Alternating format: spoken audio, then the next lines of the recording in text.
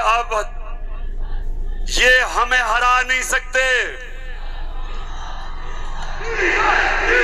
हाँ, मुझे पता है कि फजल रहमान भी इनमें से एक है। अब ये जो थ्री स्टूजेस हैं, इनको पता है कि मैच खेल के तो ये अब ये जीत नहीं सकते। इनको पता है कि जब भी इलेक्शन हुआ इन्होंने हारना है। अब ये कर क्या रहे हैं?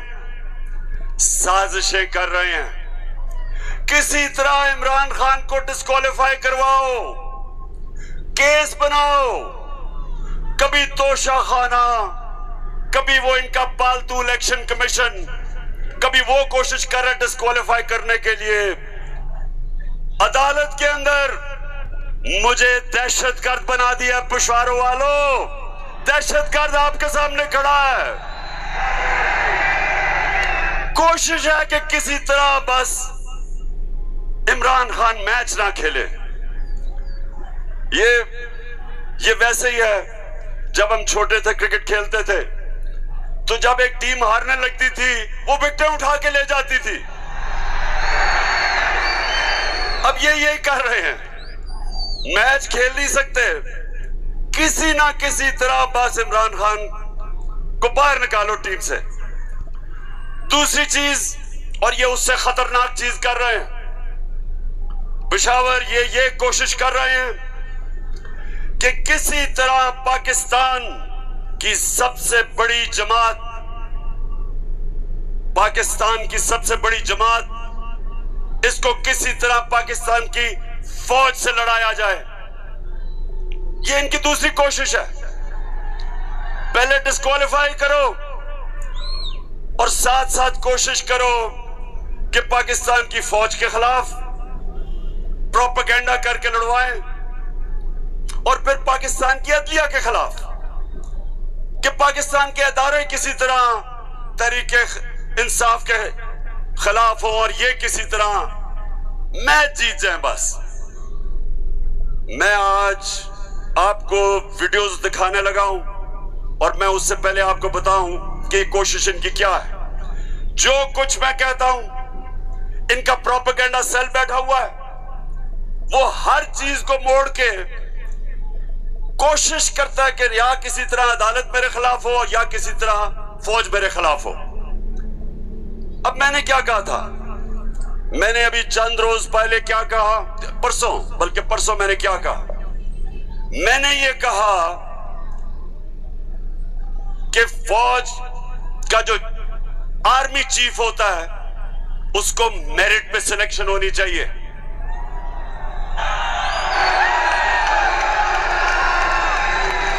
अब मुझे ये बताओ कि कोई भी किसी का खैर ख्वाह होता है, वो हमेशा चाहेगा अगर इदारा मजबूत करना है मेरिट पे सिलेक्शन हो। ये दुनिया का असूल है।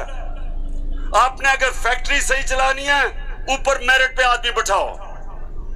आपने अगर मुल्क को ऊपर लेके जाना है, क्रिकेट टीम अच्छी बनानी है, तो मेरिट के ऊपर सिलेक्शन हो। इसमें क्या गलत बात की थी? और मैंने साथ ये कहा था कि नवाज शरीफ और आसिफ जरदारी, ये किसी सूरत इन दो डाकुओं को पाकिस्तान का आर्मी चीफ नहीं सिलेक्ट करना चाहिए।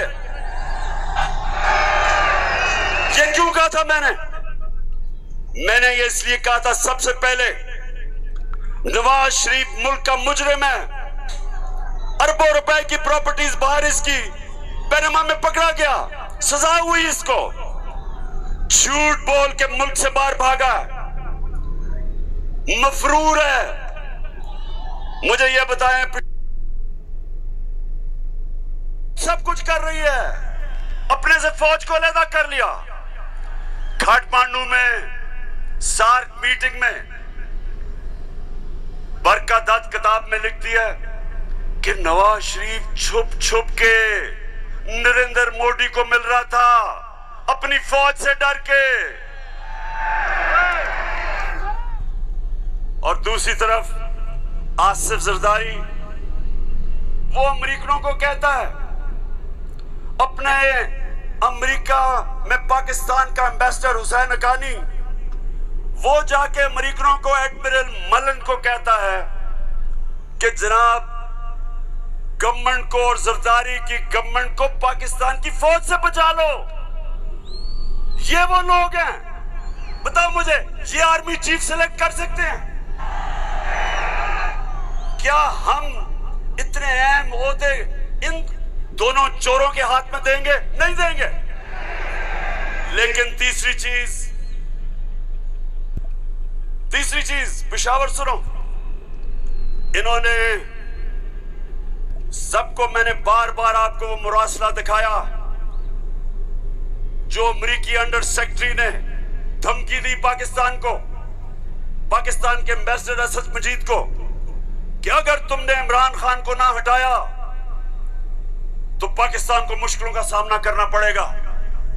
और नो कॉन्फिडेंस मोशन में अभी टेबल नहीं हुई थी तब वो धमकी देता है, और सबको पता है उसके बाद क्या हुआ। नो कॉन्फिडेंस आता है, चोरी के पैसे से मेंबर पार्लियामेंट खरीदे जाते हैं, करप्शन के पैसे से लोटे बनाए जाते हैं, और आपका भी एक बहुत बड़ा लोटा था। कौन लोटा था आपका? एक ही पख्तूनख्वा से लोटा आया और बहुत बड़ा लोटा था वो।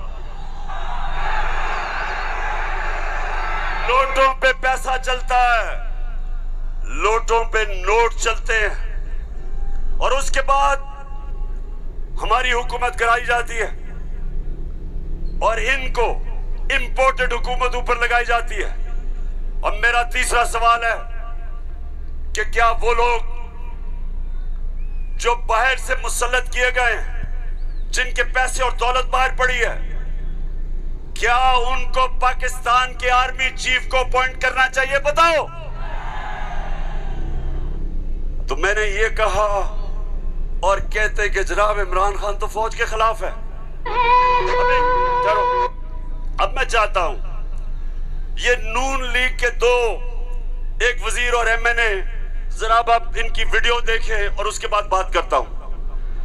सियासी मामला थे और जिस तरफ इस साल के आखिर में एक बड़ी तब्दीली आनी थी, उसमें तो ये नजर आ रहा था कि इमरान खान का जो गठजोड़ है ये तो अगले 15 साल रहेगा अगर इस तरह हालात रहे।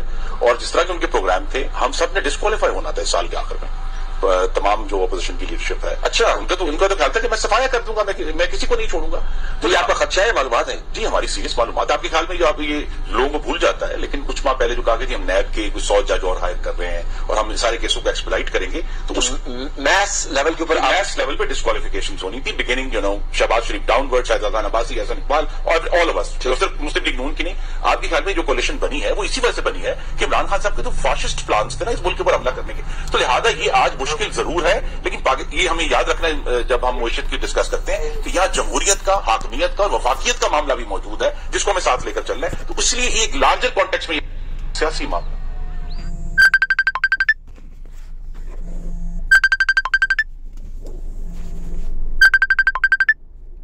कि जो हमें लोग कहते थे, डराते थे, दबाव में लाते थे इस बात पे कि अगर फौरी तौर पर अदम एतमाद करके आप हुकूमत में ना आए तो फलां आ जाएगा, फलां बैठ जाएगा किसी चेयर पे।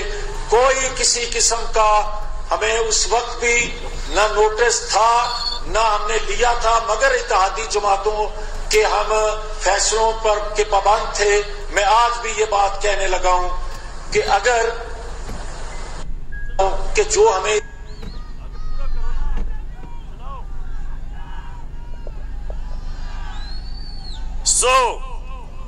इसलिए ये हुकूमत हमारी कराना चाहते थे कि इमरान खान एहतसाब ना कर दे। डर ये था कि अगर इमरान खान रह गया तो ये जेल में चले जाएंगे, क्योंकि इन्होंने जो चोरी किया वो पकड़ी जाएगी।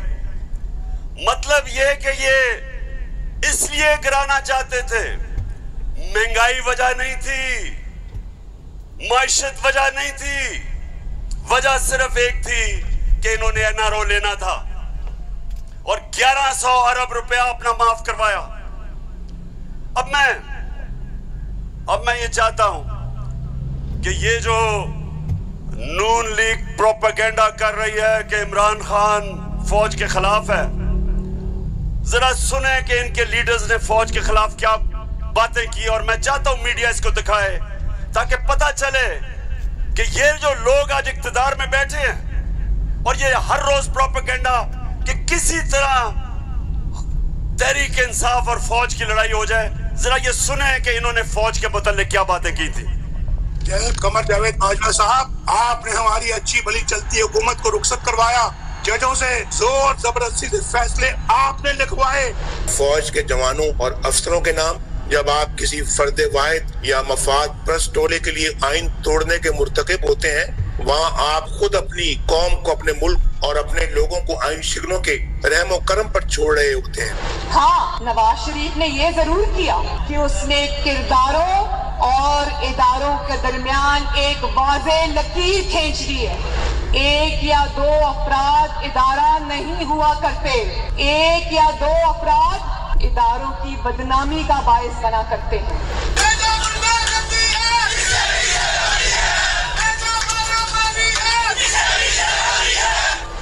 जो शख्स इस किस्म की कार्रवाइयों में मुलव्विस रहा हो उसका एहतसाब होना चाहिए।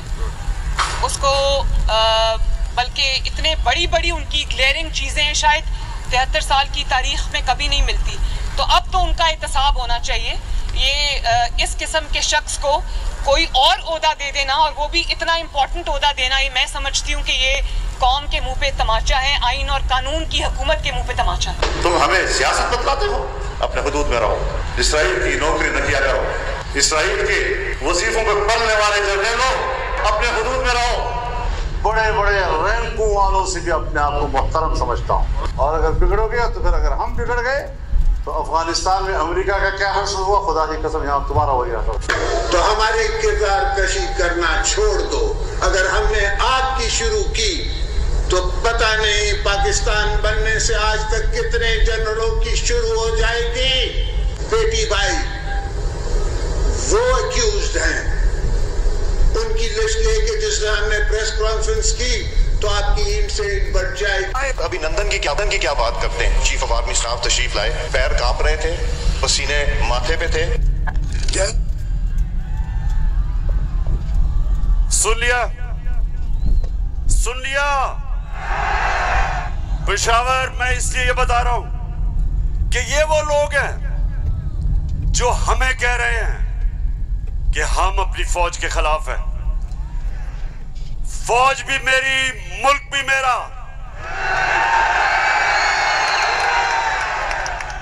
जितने इदारे मजबूत होंगे मुल्क मजबूत होगा, अदलिया मजबूत होगी मुल्क मजबूत होगा, फौज मजबूत होगी हम आजाद हो सकेंगे। हम अपनी आजादी, हम किसी के सामने झुकेंगे नहीं। कोई मुल्क हमें फतह नहीं करेगा। जिस तरह सारी मुसलमान दुनिया में आज अजाब आया हुआ है, सोमालिया से लेके, लिबिया से लेके, सीरिया से लेके, सारी मुसलमान, अफगानिस्तान में क्या हुआ, यमन में, सारी मुसलमान दुनिया में किस तरह का अजाब आया, और हम वो पाकिस्तान है जो एक मजबूत फौज की वजह से बचे हुए हैं। तो नून लीग वाले ये समझ जाओ कि हम वो लोग हैं जो इस मुल्क के इदारे मजबूत करेंगे। और कभी अगर कोई तनकीद करते भी हैं अपनी फौज के लिए, उसकी बेहतरी के लिए करते हैं, तामीरी तनकीद करते हैं। अब वो चलाओ।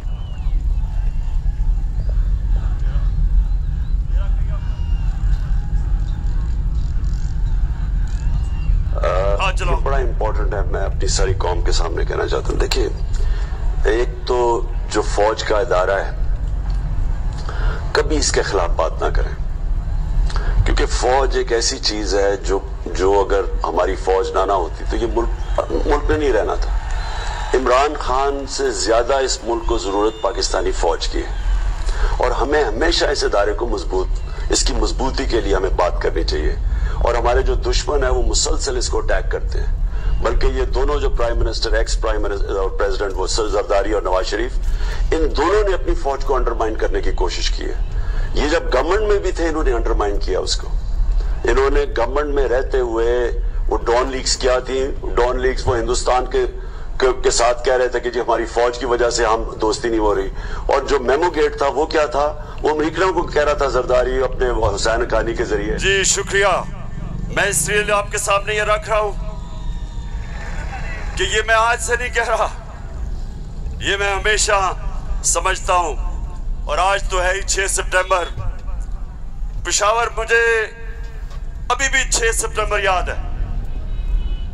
मैं उस वक्त स्कूल में था और मुझे याद है जब के लाहौर में के पास हिंदुस्तान की फौज आई और जो वहां जिस तरह की हमारे घरों में बमबारी की आवाज आ रही थी, तो मुझे तो बड़ी अच्छी तरह 6 सितंबर याद है। और मुझे यह भी याद है कि सारी कौम तब खड़ी थी अपनी फौज के साथ। अब दूसरी चीज मैं ये चाहता हूं कि आप सब देखें कि जुडिशरी के खिलाफ ये नून लीग ने पाकिस्तान की अदलिया के खिलाफ क्या बातें की हैं, जरा ये जरूर देखें, फिर मैं आप अगली बात करता हूं। इस तरह बेंच फिक्सिंग भी एक जुर्म, इस पे भी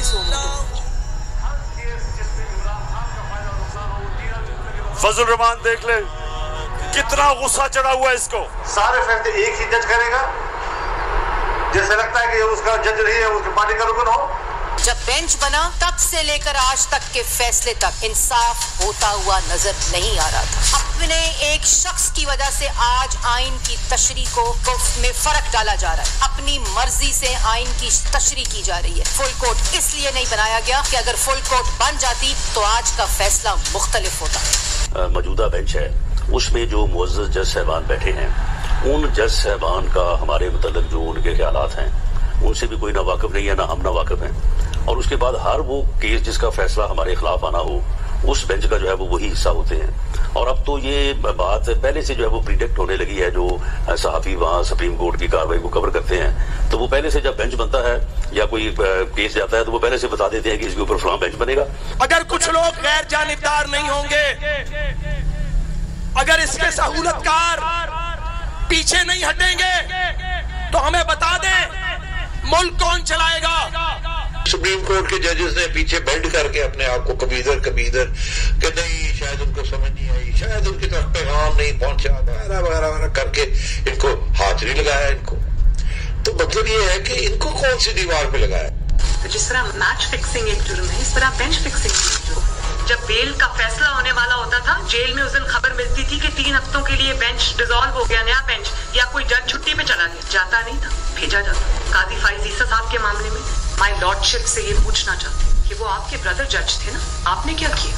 तो फिर हमारी बात नोट कर लो, हम हर उस अदालत का और उस जज का घेराव करेंगे जो तुम्हारे इस गंदे और घटिया एजेंडे को परवान चढ़ाने के लिए अपोजिशन के खिलाफ जो है इक़दाम करें। चीफ सेक्रेटरी साहब, आपको इस बात का जवाब देना पड़ेगा। आपने इधर ही रहना है, आपके बच्चों ने भी इधर ही रहना है। कमिश्नर लाहौर साहब, आपने भी इधर रहना है, आपने सर्विस भी करनी है। इसलिए आपको ये चाहिए था कि आप इस गैर कानूनी अमल के आगे दीवार बनते और इसे बजा लाने से इनकार करते। आला अदलिया के जजेस पार्टी बनकर अगर चीफ जस्टिस वो जबान इस्तेमाल करेंगे जो इमरान खान कंटेनर पे चढ़ के करता था, तो उस जबान का वही जवाब मिलेगा जो नवाज शरीफ के सियासी मुखालिफिन को दिया जाता है। आप कौन होते हो किसी की तौहीन करने वाले? आप कौन होते हो किसी की तज़हीक करने वाले? ऐसे नाइंसाफी पर मबनी फैसले करोगे, बुग़्ज़ पर मबनी फैसले करोगे, इंतकाम वाले फैसले करोगे तो कौन इज्जत करेगा आपकी? फिर तौहीन अदालत लगा देते हो। 5 मेंबर बेंच ने सियासी पार्टी बना दिया पूरी अदलिया को और उसको मुस्लिम लीग नून के सामने ला के खड़ा कर दिया। क्या बताओ, मुल्क की सबसे बड़ी अदालत की इससे भी बड़ी तौहीन हो सकती है कोई? हम आपकी इज्जत करना चाहते हैं, आप भी तो अपनी इज्जत करवाओ। तो जस्टिस अजमत सईद साहब जो है उनको कौन नहीं जानता, पर्सनली जाती तौर पे असरअंदाज होकर उन्होंने JIT बनवाई, बदनाम जमाना JIT को आज तक व्हाट्सएप। मैं सिर्फ आपको ये थोड़ा सा सैंपल दिखा रहा हूं कि किस तरह का ये अपने पाकिस्तान की अदलिया के खिलाफ क्या जबान इस्तेमाल की गई है। और मैं अपना आपको बता दूं, आज से 26 साल पहले जब मैंने सियासत शुरू की तो उसको इंसाफ की तहरीक का, आजाद अदलिया के लिए सबसे पहले हम खड़े हुए। जेल में वाहिद सियासी लीडर था जो आजाद अदलिया के लिए जेल में गया। 2008 की इलेक्शन बॉयकॉट की अपनी अदलिया के लिए। उसके बाद जब हम इक्तदार में आए तो इस्लामाबाद में 50 साल के बाद पहली दफा जुडिशल कॉम्प्लेक्स बनाया अपने जजेस के लिए। मैं ये इसलिए आपको कह रहा हूं कि जो कानून की बालादस्ती, रूल ऑफ लॉ, कोई माशरा आगे नहीं बढ़ सकता जब तक वहां इंसाफ नहीं होता, और इंसाफ देती है अदलिया। इसलिए हमने हमेशा अपनी अदलिया की इज्जत की है। ये जो नून लीग के लोग हैं जो आज जिस तरह की जबान इस्तेमाल कर रहे हैं, सोशल मीडिया पे अटैक कर रहे हैं इस्लामाबाद के चीफ जस्टिस को, ये कभी, मैं आपको ये बता रहा हूं कि मैंने कभी अपनी पार्टी को इजाजत नहीं दी कि अदलिया को अटैक करे, क्योंकि आखिर में इंसाफ होगा तो मुल्क में खुशहाली आएगी, और इंसाफ अदलिया देती है। मुझे बड़ा जनाब इन्होंने कहा कि देखें इमरान खान ने कोई बड़ी गलत जबान इस्तेमाल कर दी। मैं आप सबके सामने आज ये कहना चाहता हूं कि मैं अपनी अदलिया की इज्जत करता हूं, लोअर कोर्ट्स की इज्जत करता हूं। वो लोअर कोर्ट्स जो आम इंसानों की खिदमत करते हैं, और मुश्किल हालात में अगर एक मैजिस्ट्रेट ज़ेबा के खिलाफ ऐसे लगा कि मैंने कोई सख्त जबान इस्तेमाल की, उसकी वजह थी मैं शहबाज गिल को देख रहा था, उसके ऊपर तशद्दुद हुआ, उसको जिसको कहते हैं कस्टोडियल टॉर्चर, उसको हवालात में बंद करके तशद्दुद किया गया, नंगा किया गया। और उसकी जब हमने देखा उसके हालात, और उसके ऊपर प्रेशर डाला गया कि मेरे खिलाफ स्टेटमेंट दे, मेरे ही उसके ऊपर अगर ज्यादा ऐसे लगा सख्त स्टेटमेंट है, ये मेरा मकसद नहीं था। कभी मैं ये नहीं समझ सकता कि मैं किसी जज को धमकी दूं, लेकिन मैं आज सबको ये कहना चाहता हूं कि इस मुल्क में जब तक इदारे मजबूत और ताकतवर नहीं होंगे, मुल्क ऊपर नहीं आएगा। आज अगर मगरिब के अंदर खुशहाली है तो वहां इंसाफ